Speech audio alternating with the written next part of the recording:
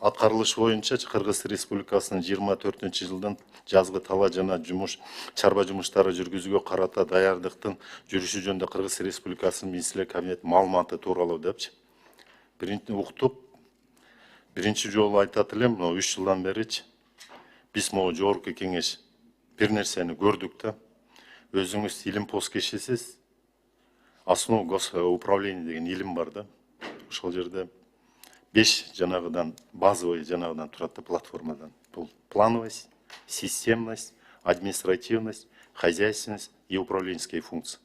Биринчи жолу 3 жылдан бери жогорку кеңештен. Могу кесиптештерим да жаңылбаса керек. Ушундай плановый, системный жумушту көрдүк да. Могу жерде мисалы ушул эле жогорку кеңештин токтому турат. Мына постановление дейбизби, өкмөттүн тескемеси турат.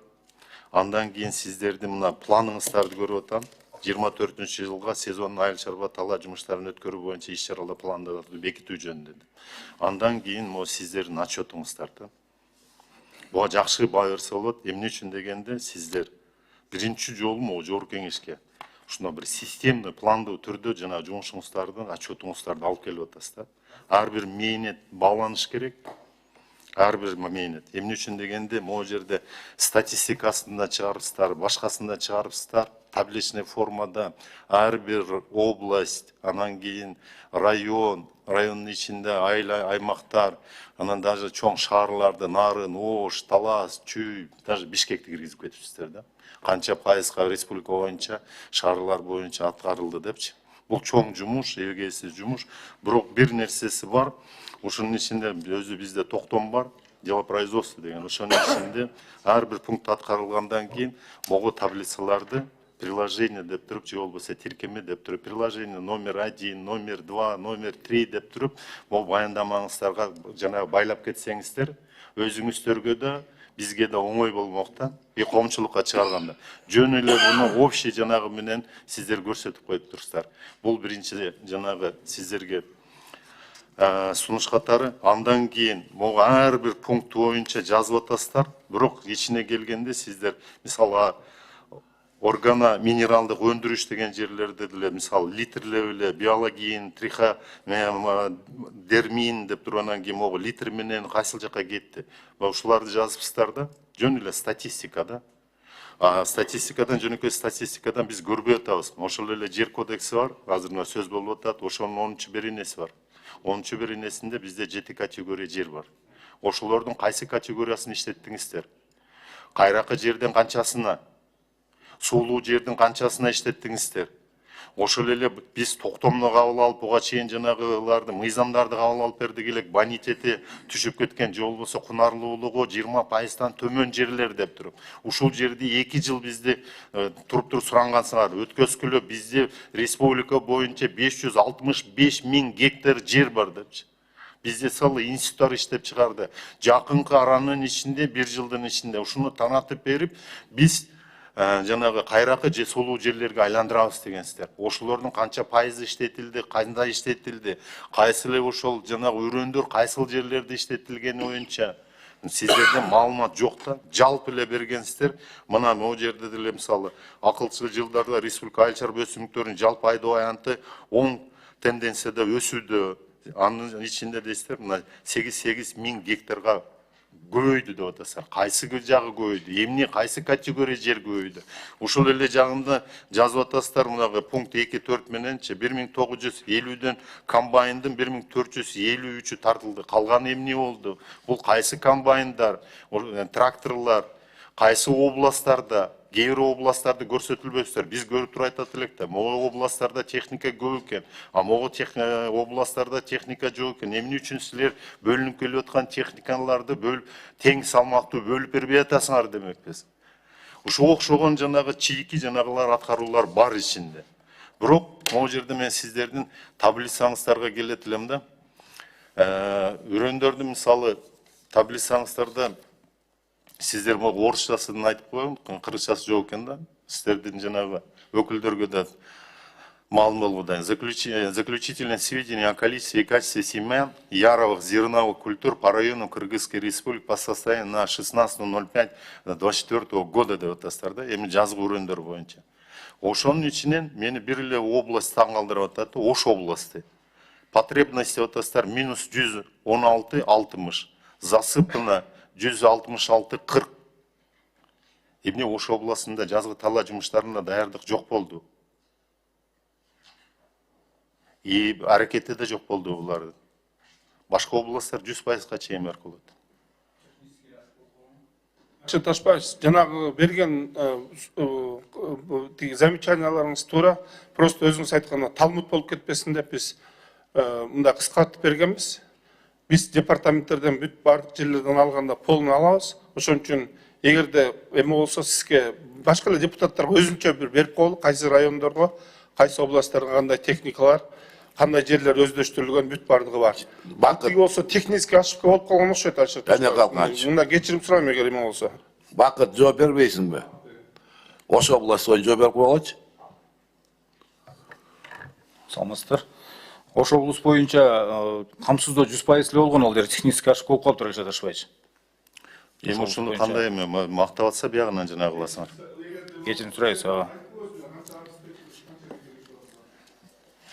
Жазгы тала боюнча, Ош облус боюнча 99% обеспеченность болгон. 99%. Ушуларыңарды жөн эле сведенияда берсем, могу жердин аткаруучу ким? Караштырып койгула. Андан кийинкиси могу Кыргыз Республикасы боюнча пестициддерге болгон керектүү жаналар менен камсыздоо тууралуу 24-жылдын 19-ноябрына карата маалымат деп атабыз. Бул жерде деле ошол үрөн ууландыргычтар, гербициддер, фунгициддер, пестициддер жана башкалар боюнча болуп атат маалымат. Мага бул жерде Нарын областы камсыздоо 54,5%, жанагылар үрөн уулангычтар боюнча, гербициддер боюнча 26,5%, фунгициддер боюнча 41,7%, пестициддер боюнча 29%. Эмне үчүн? Бул жерде эмне? Нарын областынын губернатору иштеп атабы? Айыл чарба департамент. Калгандарды бардыгы мисалы Баткен областы, Жалал Абад, башка областтарды карап көрө турган болсок, эң кеминде эле 78-77% менен камсыз болуптур да. И ушундай эле жагдай Чүй областында 49,8, 58, 51, 57%.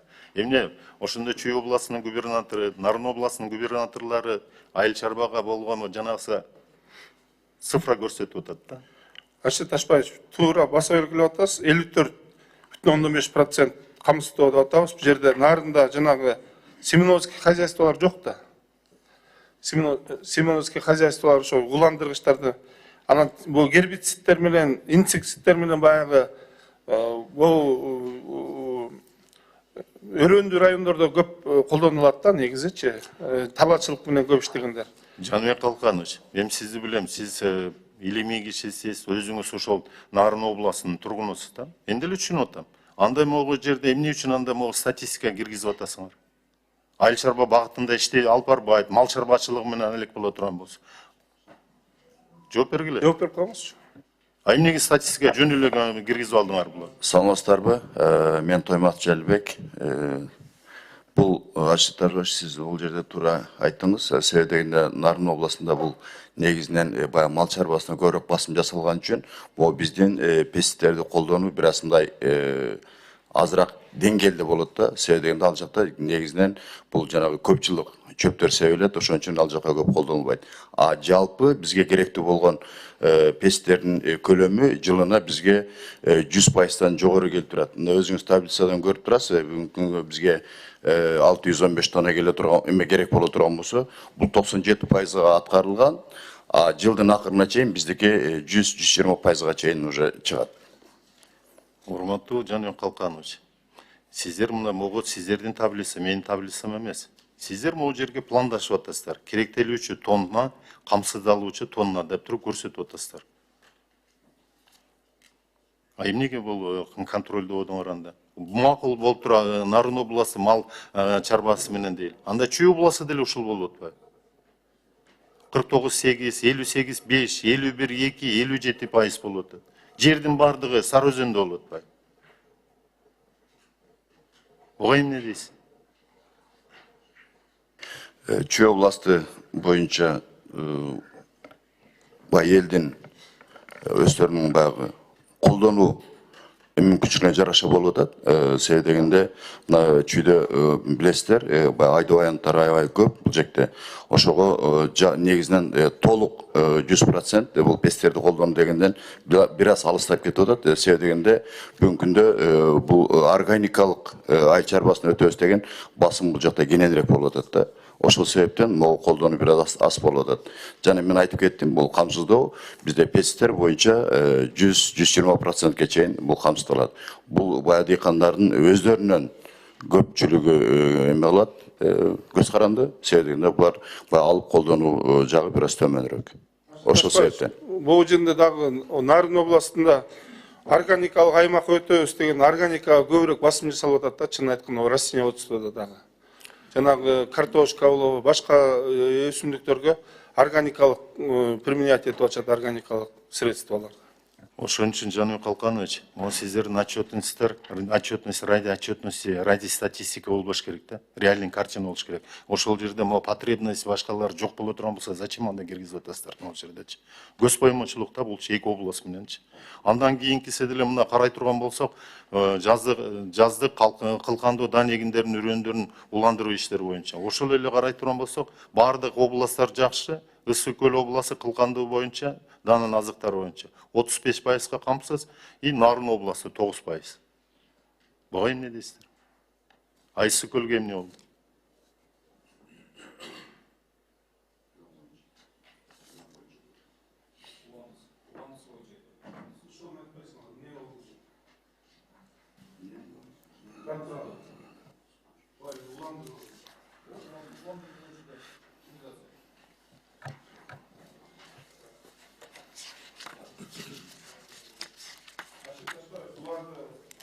Биз азыр менин колумда бул жерде эме жок экен, мен анализ кылып туруп эмеске айтайынчы.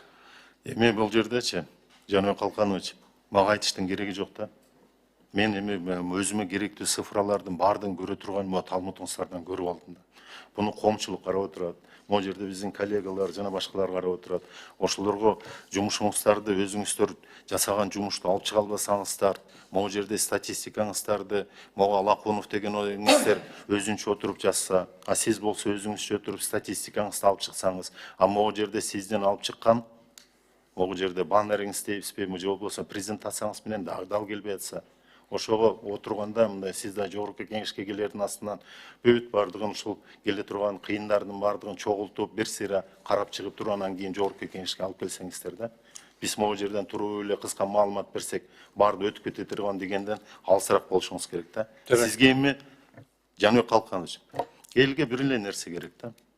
Тамак аш, жер, суу, анан кийин ушул химик минералдык жер семирткичтер.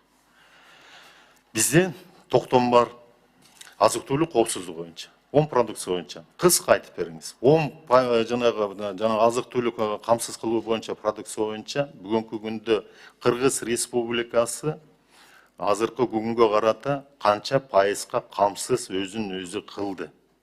Эт, сүт, жумуртка, май дегендей. 9 продукт азык-түлүк камсыз продовольственный запасы ошого кирген. Анын ичинен камсыздоо өзүбүздүн өздүк өндүрүштүн эсебинен нан азыктары 60,5%, картошка 186,6%, жашылча жемиштер 167,8%, биз өмө жемиштер 20-30 канча пайыз деп айтып келатабыз. Эт 85,2%, сүт 112,7%, кум шекер 100%га жетет деп атабыз. Азыр биз 4 продукцияны биз өзүбүз обеспечивать этип атабыз. Анан кийин обеспечиватка жеткен 80-ден өткөндөн кийин бул дагы жетишилди деп айтылат. Бул эт, жумуртка болуп эсептелет. Бул өсүмдүк майы эле бизде мындай азыркы учурда эме болуп атат, мындай обеспеченный сас болуп калат. А так биз мурунка салыштырмалуу биз өзүбүздүн баягы ошо түшүмдүүлүктүн жакшылыгынан азыркы шарттарга биз ошол продовольственный безопасности жаап атабыз. Бул мөмө жемиштердин үчүн эң алдыңкы пайызга болуп калып аткан себеби ал жанагы цитрус өсүмдүктөр кошулуп атпайбы, ошол себептен бул эме болуп калып атат тиги. Анткени бизде цитрус өсүмдүктөр өспөйт. Шекерде болсо быйыл мына докладымда да айтып кеттим, быйыл 110-120%га биз өзүбүздү камсыздайбыз. Май менен канча пайызга камсыздайсыздар? Өсүмдүк майынын 39,2%. Мына сиз улуу трибунадан 39% дедиңиз. Өткөндө Акылбек Үсөнбекович отчетун берип атканда 70% деди. Кимиңерге ишенебиз? 70%га биз өсүмдүк майы менен өзүбүздү камсыз кылабыз деп бюджеттин 23-жылдын исполнениесин алып келгенде ошол улуу трибунадан айтты. Сиз 39% деп атасыңар. Айшеташпайсыз, 39-га да чыкпайт. Жок, кимиңерге ишенебиз? Былтыр мурдагы жерде болгондо 20% болчу. Анан 25 жыл деген. 2 жылдын ичинде 39% болуп кетеби. 20% менен былтыр мурдагы жыл отчет бердиңер. Көрдүк өткөндө. 70%га камсыз кылабыз деди. Кумшекер менен 100% деди. Кумшекер чыгышы мүмкүн быйыл кызылча боюнча, бирок суумай жок андай. Жок, биз деле ошо сиз менен бардык го. Кумшекердин кызылча, кант кызылчасы боюнча жанагылар менен көрдүк. 25% деп турмуз мына. Биз менде данныйлар бар. Азыркы учурда биз ошол жанагы былтыр 23-жылда себилген боюнчачы. Мына өсүмдүк майы боюнча.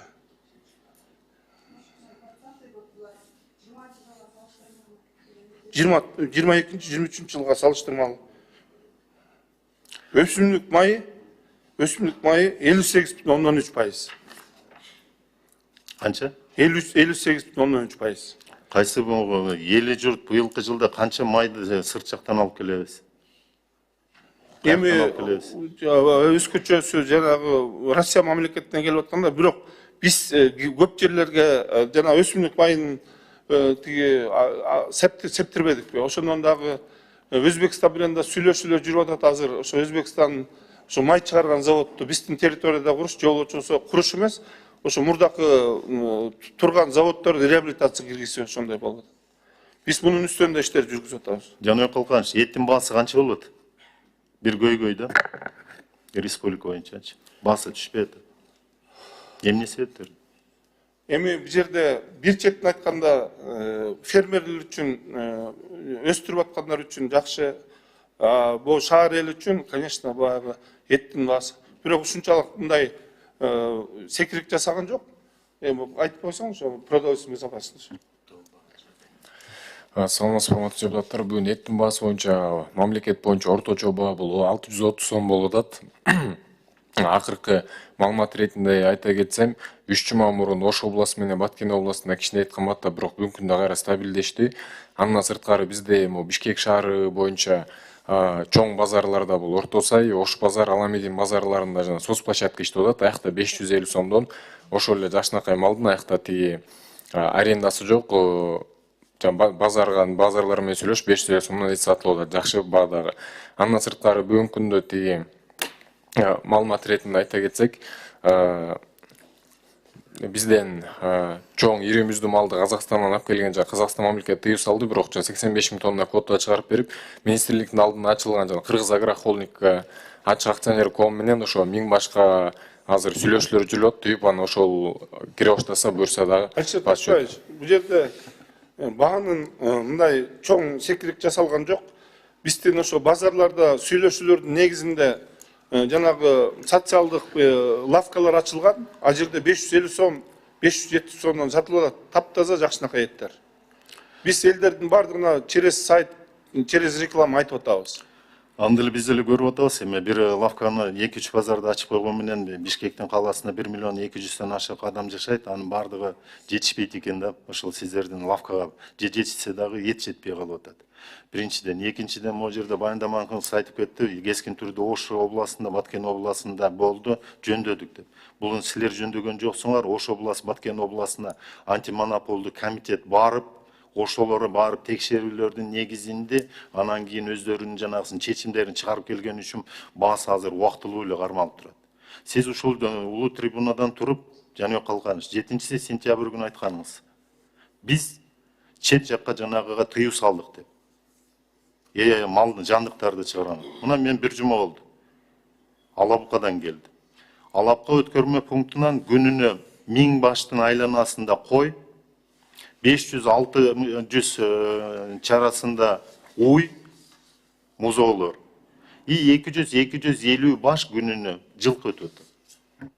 Ушул биздин азык-түлүктү камсыз кылган. Эттин бардыгы Өзбекстанга кетип калды го. А сиз болсо бу жерден тыюу салдык дегенсиз. Ошодон бери токтогон жок. Бир жума эле токтоду. Эмне себептер? Биз мындай тыюу салдык деген мындай строго тыюу салдык делген эмес, просто ошол жерлерде ошо ветеринардык посттордо өзлөрүнүн профилактический работаларын жасап. Жерлерде эмес, бир эле республика боюнча бир эле пункт бар, өткөрмө пункт. Алабука районунда Кескен таш деген пункт. Ошол жерден уруксат берип койгонсуңар, бүт Кыргыз Республикасы боюнча мал жандыктын бардыгы ошол жака кетип атат. Уже миллиондоп чыгып кетти малдын бардыгы. Статистикаңыз барбы? Уруксат кагыздарын сиздер бересиздер. Ар бир башка акча алып коюп отурасыздар. Айтыңыз, азыркы күндө мынагы эң акыркы 6 айдын ичинде канча мал башы чыгып кетти? КРС, МРС боюнчачы. Ветеринарный служба да? Ким бар Бүгүн жерде? чакырылган эмес, анткени талаачылык боюнча эле. Эмне кылганчы? Ветеринарный служба барбы? Каякта ветеринарный служба? Жок, биз бүгүн талаачылык боюнча эле чакырганбыз да бүт ошо. Жок, бул азык-түлүк коопсуздугу. Бул азык-түлүк коопсуздугу менен Айыл чарба министрлигинин баарында. Жазгы талап менен айылдык коопсуздук боюнча бул. Башка службанын баары келип, департаменттин баары келип турат. Почему ветеринарный департамент келе жоганда? Бербейбиз азыр бизге информацияны азыр. Баягы точно мына ашылашпай калганда өзүңөр айткансыңар. Сыртка чыккан малды токтоттук дедиңер, баягы эттин баасы көтөрүлүп кеткенде. Азыр наоборот айтып атасыңар, биз андай айткан эмеспиз депчи.